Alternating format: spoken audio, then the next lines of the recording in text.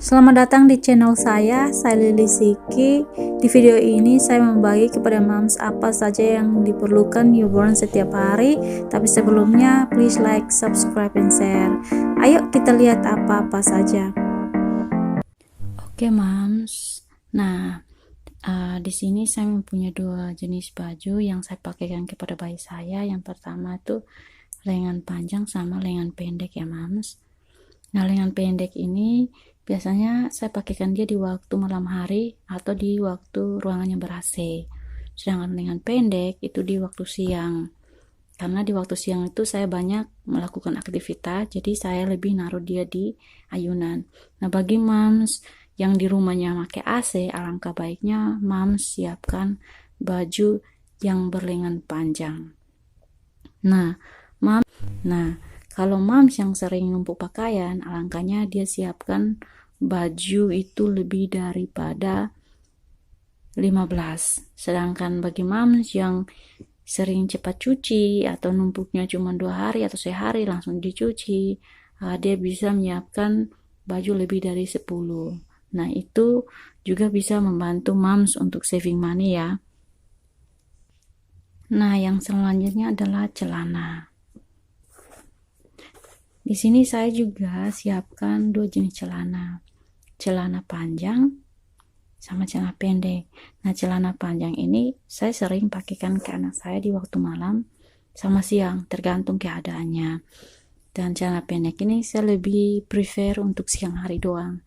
Nah, moms yang sering pakaikan bayi, dari bayi berumur 1 minggu atau beberapa hari dia sudah dilahirkan, mom langsung pakaikan dia celana.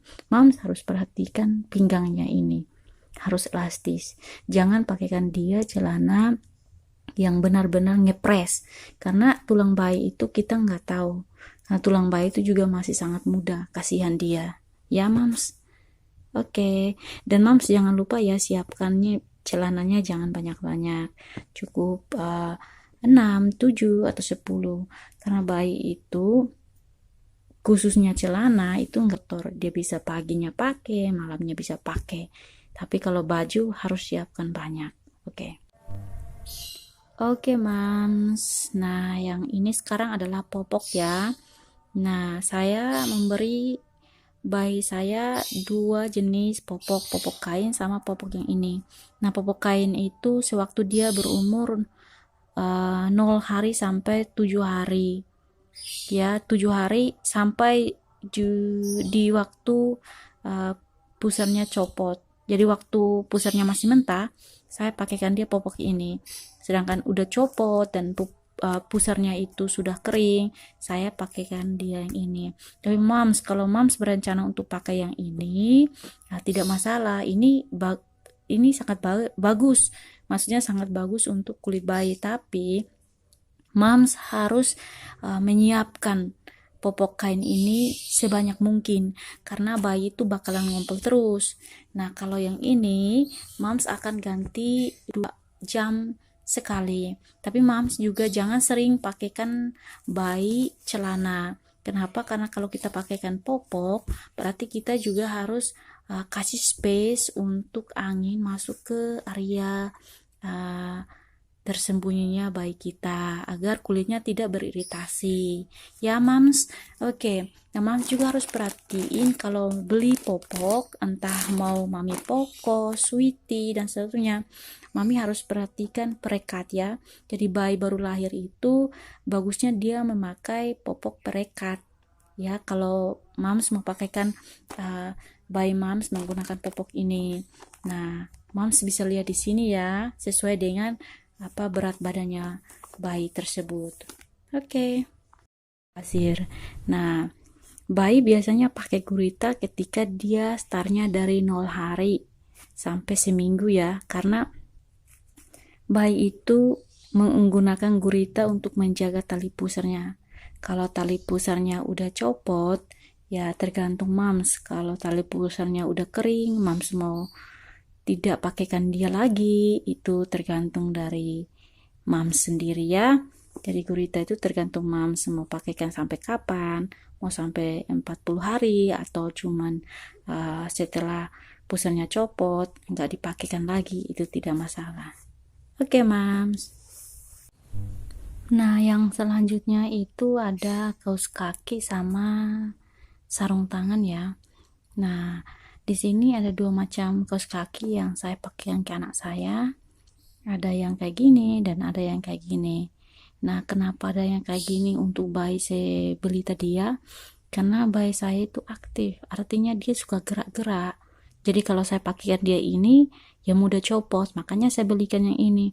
Nah, bagi moms yang bayinya suka gerak-gerak atau aktif, moms belikan dia yang seperti ini, ya. Tapi kalau anak moms yang tidak suka gerak atau jarang-jarang gerak sampai kaos kakinya copot, alangkah baiknya moms beli yang kayak gini. Nah, sarung tangan ini adalah sarung tangan bayi saya cuma kasih salah satu pasang doang karena ini sebagai contoh. Sarung tangan itu alangkah baiknya mam siapkan sebanyak baju sama gurita, karena sarung tangan itu mudah kotor ya, karena bayi itu sering masukin tangannya ke dalam mulut sehingga sarung tangan dia itu mudah kotor. Jadi kita akan sering ganti sarung tangan. Jadi mams harus siapkan sarung tangan yang banyak ya mams.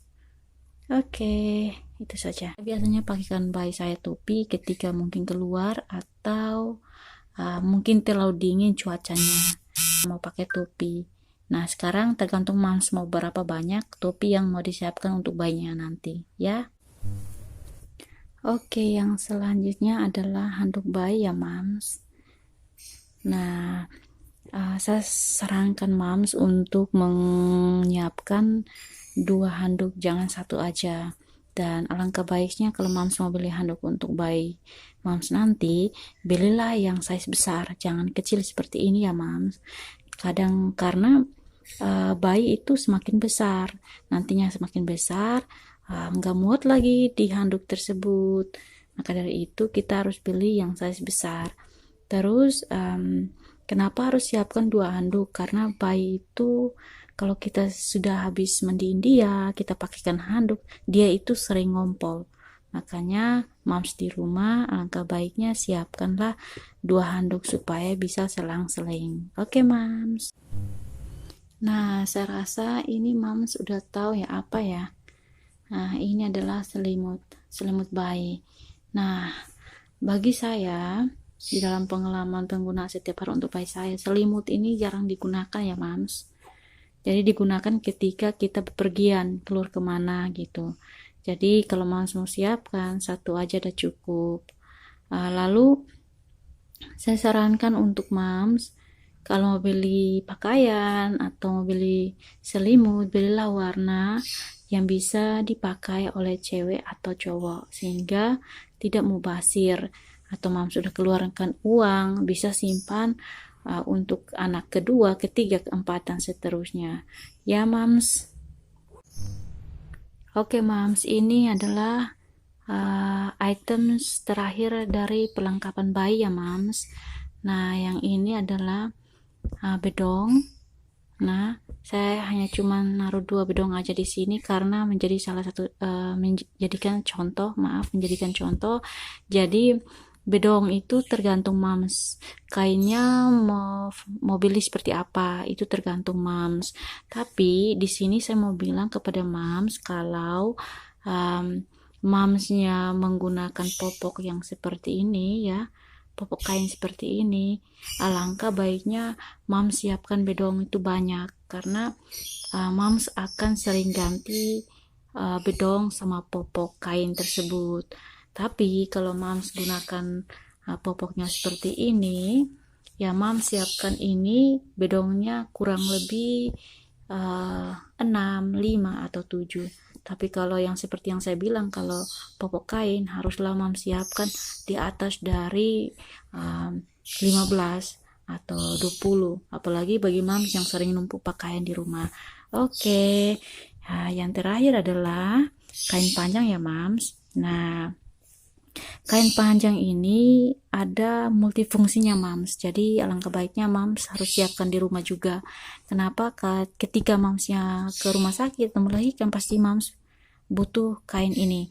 Terus di rumah juga kalau bayinya udah dilahirkan di rumah pasti Mams gunakan ini untuk menggendong bayi ketika keluar, atau Mams bisa gunakannya sebagai ayunan. Nah, sehingga bisa membantu Mams di rumah. Oke, hanya itu saja Mams. Kita lanjut ke peralatan bayi. Nah, ini adalah pertama dari peralatan bayi, yaitu tempat tidur sama bantal-bantalnya ya. Ini bantal peluk, bantal kepala, sama tempat tidur yang ada kulambunya Mams. Sebenarnya bagi saya ini tergantung ya Mams. Terkadang ada Mams yang tidak mau menggunakan bantal kepala untuk bayinya. Ya, terkadang ada yang menggunakan.